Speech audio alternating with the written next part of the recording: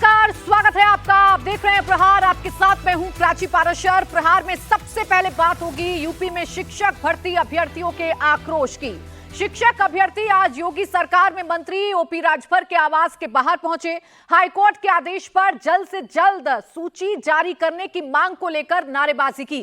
OP Rajbhar बाहर आए, प्रदर्शनकारी अभ्यर्थियों से मुलाकात की और उनकी मांग पूरी करने का आश्वासन भी दिया है। दरअसल 69,000 शिक्षक भर्ती में कोर्ट के फैसले के बाद अब नई सूची का इंतजार अभ्यर्थियों की तरफ से किया जा रहा है और इसी सूची को लेकर लगातार जो शिक्षक हैं वो सड़कों पर आकर प्रदर्शन कर रहे हैं।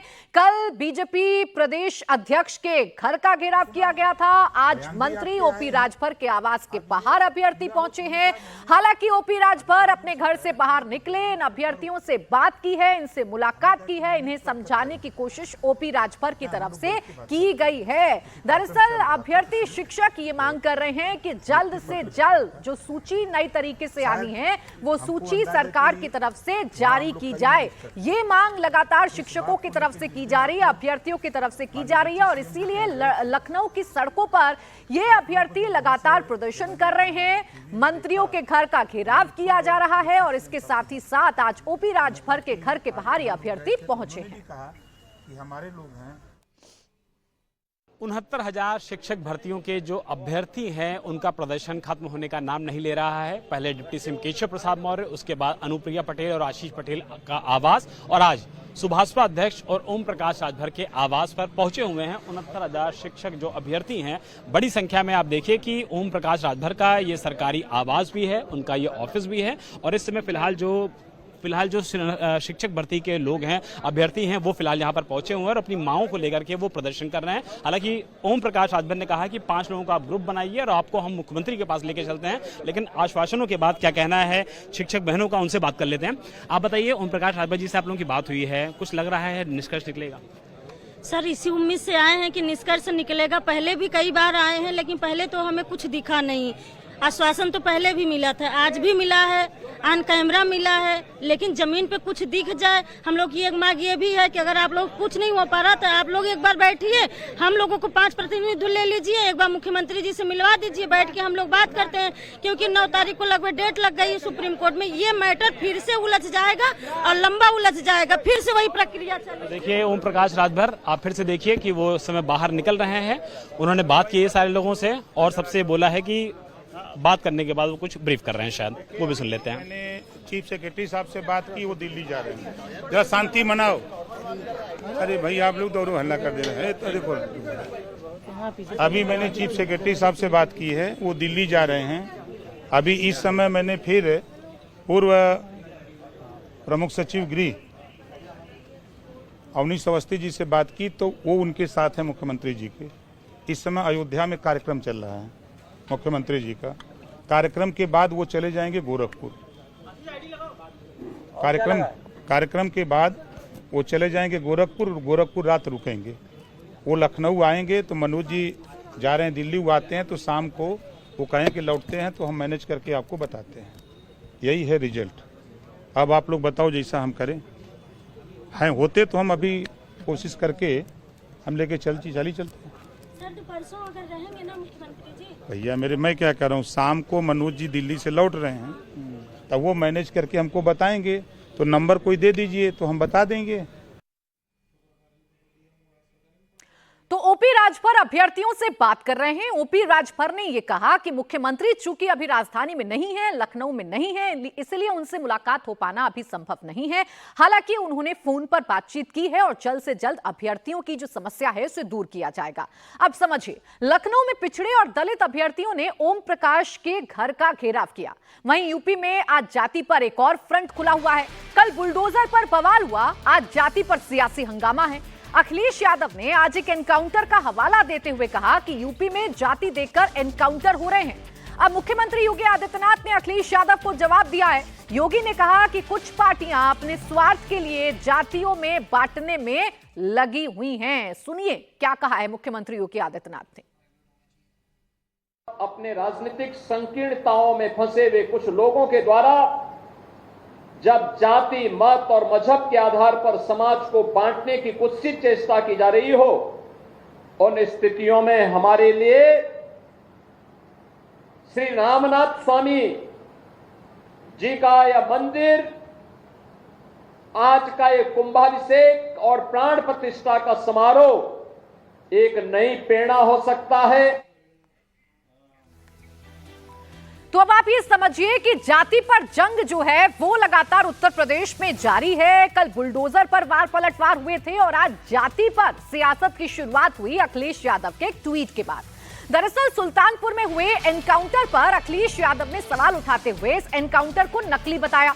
अखिलेश ने आरोप लगाते हुए कहा कि मुख्य आरोपी से पुलिस ने जानबूझकर सरेंडर करवाया और बाकी आरोपियों के पैर में सिर्फ दिखावटी गोली मारी गई, जबकि एक आरोपी जिसका नाम मंगेश यादव है उसकी जाति देखकर गोली मारी गई। यह आरोप अखिलेश यादव लगा रहे हैं।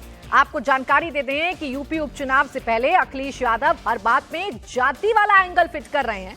अब अखिलेश यादव ने सोशल मीडिया पर पोस्ट करते हुए लिखा कि लगता है सुल्तानपुर की डकैती में शामिल लोगों से सत्ता पक्ष का गहरा संपर्क था, इसीलिए तो नकली एनकाउंटर से पहले मुख्य आरोपी से संपर्क साधकर सरेंडर करा दिया गया और अन्य सपक्षीय लोगों के पैरों पर सिर्फ दिखावटी गोली मारी गई और जात देखकर जान ले ली गई। समाधान नकली एनकाउंटर नहीं, असली कानून व्यवस्था है। ये सवाल जो हैं वो अखिलेश यादव की तरफ से दागे गए हैं। आपको याद दिला दें, उत्तर प्रदेश की कोई भी घटना हो, उस घटना में अखिलेश यादव धर्म और जाति वाला एंगल फिट करने की कोशिश कर रहे हैं और लगातार मौजूदा यूपी सरकार, योगी सरकार पर एक धर्म विशेष को, एक जाति विशेष को टारगेट करने का आरोप अखिलेश यादव की तरफ से लगाया जाता है। अब सुल्तानपुर के मामले में जो एनकाउंटर हुआ उसमें भी अखिलेश यादव ने यही कहा कि जाति देखकर जान ली गई है, जो बाकी लोग थे उनका सरेंडर करवा लिया गया, दिखावटी तौर पर पैर में गोली मारी गई, लेकिन चूंकि मरने वाले का नाम यादव है इसलिए उसे गोली मारकर उसकी हत्या कर दी गई। अब आइए आपको एक पूरा मामला समझा देते हैं। दरअसल 28 अगस्त को सुल्तानपुर के एक ज्वेलरी शोरूम में बदमाशों ने दिन दहाड़े लूट की वारदात को अंजाम दिया था।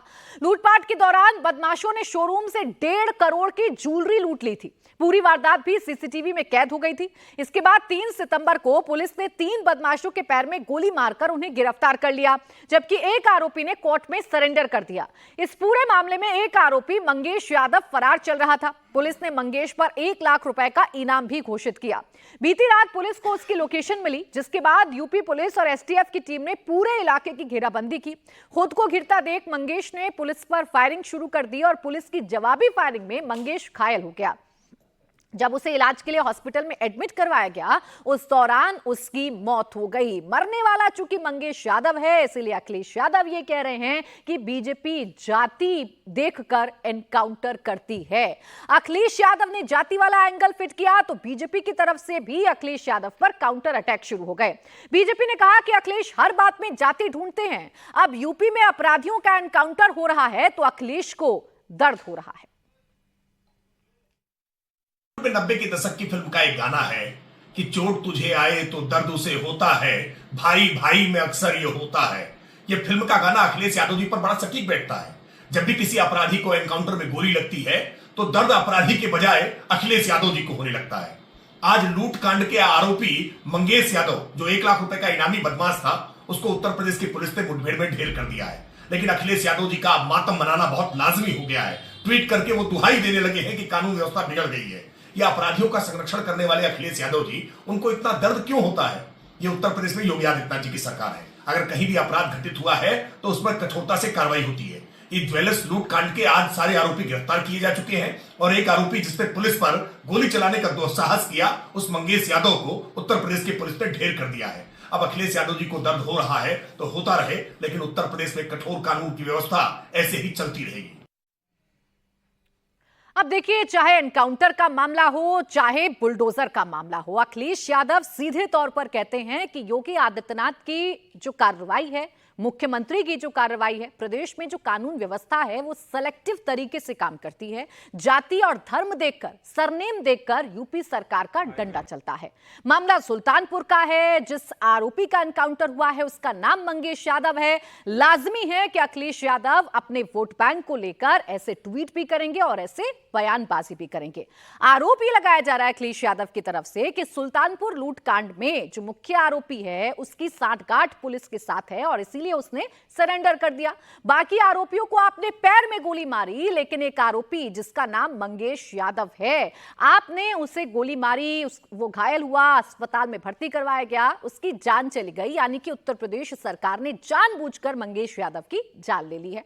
हालांकि बीजेपी ऐसे आरोपों पर लगातार अखिलेश यादव पर काउंटर अटैक भी करती है और अखिलेश यादव को आईना दिखाने की कोशिश की जाती है। बीजेपी ये कह रही है कि अपराधियों से आखिर अखिलेश यादव का ये कैसा मोह है।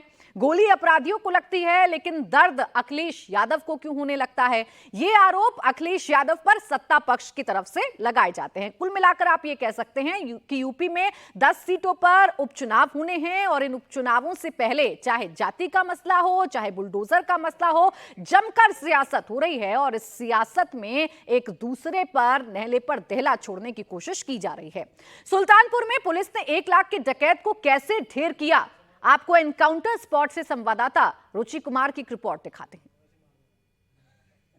सुल्तानपुर से वाराणसी जाने वाली सड़क पर ये मिश्रपुर पुराना है और हनुमानगंज बाईपास है। यही वो जगह है जहां आज सुबह करीब 3:30 बजे यूपी पुलिस की स्पेशल टास्क फोर्स और बदमाशों में मुठभेड़ हो गई। इस मुठभेड़ में एक अपराधी बुरी तरह घायल हुआ, उसको अस्पताल ले जाया गया जहां पर उसको मृत घोषित किया गया है। दरअसल सुल्तानपुर में 28 अगस्त को एक ज्वेलरी शॉप में बड़ी लूट हुई थी दिन दहाड़े, जिसमें 1.5 करोड़ से ज़्यादा के जेवर लूट लिए गए थे। यहाँ जो अपराधी मारा गया है मंगेश यादव, वो उस लूट का मुख्य आरोपी था। आज एसटीएफ का कहना है कि ये जानकारी मिली थी एसटीएफ को कि ये अपराधी अपने एक साथी के साथ जौनपुर भागने की फिराक में है। ये सड़क सीधे जौनपुर जाती है और एसटीएफ जब यहाँ पहुँची और उसको घेरा तो उसने पुलिस टीम पर हमला कर दिया, गोलियां चलानी शुरू कर दी। उसके बदले में एसटीएफ ने भी फायरिंग की और ये जगह यहीं पर मुठभेड़ हुई और जिसमें एक बदमाश तो फरार हो गया है। ये बड़ी लूट थी। इसमें एक जो मुख्य आरोपी है वो रायबरेली कोर्ट में सरेंडर कर चुका है।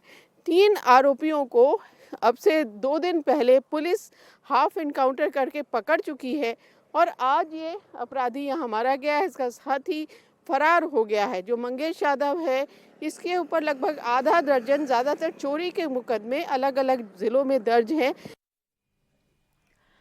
एक तरफ उत्तर प्रदेश में जातियों पर संग्राम मचा हुआ है, तो दूसरी तरफ अरविंद केजरीवाल दिल्ली के मुख्यमंत्री जेल से बाहर आएंगे या नहीं आएंगे, इसको लेकर कोर्ट के अंदर बहस छिड़ी हुई है। कुछ ही देर में कोर्ट का फैसला आ सकता है। ये साफ हो सकता है कि मुख्यमंत्री अरविंद केजरीवाल जेल में रहेंगे या फिर उन्हें राहत मिलती है। पिछले 1 घंटे से सुप्रीम कोर्ट में केजरीवाल की याचिका पर सुनवाई चल रही है। अभी केजरीवाल के वकील अभिषेक मनु सिंघवी सुप्रीम कोर्ट में दलील रख रहे हैं। सिंघवी ने केजरीवाल की जमानत की मांग की। उन्होंने कहा कि सीबीआई के पास केजरीवाल के खिलाफ कोई सबूत नहीं है, लेकिन ईडी केस में बेल मिलने के कारण उन्हें इंश्योरेंस अरेस्ट किया गया है। वहीं सरकार की तरफ से ये पेश हो रहे एएसजी ने केजरीवाल की जमानत का विरोध किया। उन्होंने कहा कि केजरीवाल के वकील उनकी गिरफ्तारी और बेल की बहस को घालमेल कर रहे हैं। जितना वक्त केजरीवाल को अपना पक्ष रखने के लिए मिल रहा है, उतना ही उन्हें भी मिलना चाहिए। केजरीवाल की बेल को लेकर उनकी गिरफ्तारी के कुछ भी चैलेंज किया गया है। 2 मामले हैं जिन पर सुप्रीम कोर्ट में सुनवाई चल रही है। इस मामले में आज सुबह से क्या कुछ हुआ है, क्या दलीलें रखी गई हैं, आइए आपको ये बता देती हूं। आज क्या अरविंद केजरीवाल के पक्ष में कहा गया है। देखिए, ये जो 26 जून को गिरफ्तारी की गई ईडी के मामले में अरविंद केजरीवाल को पहले ही जमानत मिल चुकी है, लेकिन इस जमानत के बाद सीबीआई ने गिरफ्तार किया था। एफआईआर दर्ज होने के 8 महीने बाद मुझे समन मिला, ये दलील में अरविंद केजरीवाल की तरफ से उनके जो वकील हैं वो ये कह रहे हैं कि जब आपने एफआईआर दर्ज की उसके 8 महीने बाद आपने मुझे समन किया। अप्रैल 2023 को सीबीआई ने पूछताछ के लिए बुलाया था। अरविंद केजरीवाल को लगातार समन गए थे, उन्हें लगातार पूछताछ के लिए बुलाया गया था और इसी का जिक्र किया गया है अरविंद केजरीवाल के वकील की तरफ से कि अप्रैल 2023 में बुलाया गया। 2 साल तक सीबीआई ने कोई गिरफ्तारी नहीं की, यानी इस मामले में एफआईआर दर्ज होने के 8 महीने बाद आपने समन भेजा, अप्रैल 2023 में बुलाया गया, लेकिन 2 साल तक सीबीआई ने गिरफ्तारी नहीं की। जांच में सहयोग नहीं करने पर मेरी गिरफ्तारी की गई, ये बात रखी गई है कोर्ट के अंदर। अरविंद केजरीवाल के वकील ये बता रहे हैं कि जो तर्क दिया गया वो ये कि जांच में सहयोग नहीं करने पर गिरफ्तारी अरविंद केजरीवाल की गई है। मेरे खिलाफ सीबीआई के पास कोई सबूत नहीं है। अभिषेक मनु सिंघवी बार बार कोर्ट के अंदर ये बता रहे हैं कि अरविंद केजरीवाल के खिलाफ कोई सबूत सीबीआई के पास नहीं है। जानबूझकर अरविंद केजरीवाल को गिरफ्तार किया गया है, परेशान करने की कोशिश है और इसीलिए सीबीआई ने उन्हें गिरफ्तार किया है, जबकि सीबीआई के पास कोई भी सबूत अरविंद केजरीवाल के खिलाफ नहीं है। अब केजरीवाल के वकील ने उनकी जमानत के लिए क्या दलील दी है, आइए ये भी आपको बता देते हैं। केजरीवाल के वकील हैं अभिषेक मनु सिंघवी, जो इस मामले में लगातार अरविंद केजरीवाल की पैरवी कर रहे हैं। सुप्रीम कोर्ट ने दो बार बेल दी।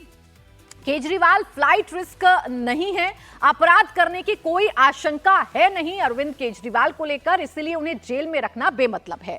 दस्तावेजों से छेड़छाड़ भी नहीं हो सकती। अब तक 5 चार्जशीट दाखिल हो चुकी हैं। संवैधानिक पद पर बैठे हैं अरविंद केजरीवाल, इसीलिए अरविंद केजरीवाल को लेकर यह नहीं कहा जा सकता कि वो कोई अपराध कर सकते हैं या वो दस्तावेजों से छेड़छाड़ कर सकते हैं या वो सबूतों से छेड़छाड़ कर सकते हैं, चूंकि वो एक संवैधानिक पद पर बैठे हुए हैं। देखिए, बार बार ग्राउंड ये बनाया जा रहा है अभिषेक मनु सिंघवी की तरफ से, अरविंद केजरीवाल की तरफ से, कि वो दिल्ली के चुने हुए मुख्यमंत्री हैं और दिल्ली के मुख्यमंत्री को सबूतों के अभाव के बावजूद भी जेल में रखना पूरी तरीके से असंवैधानिक है, गैर कानूनी है। इसलिए अरविंद केजरीवाल को जमानत मिलनी चाहिए, ये अभिषेक मनु सिंघवी की तरफ से कहा जा रहा है।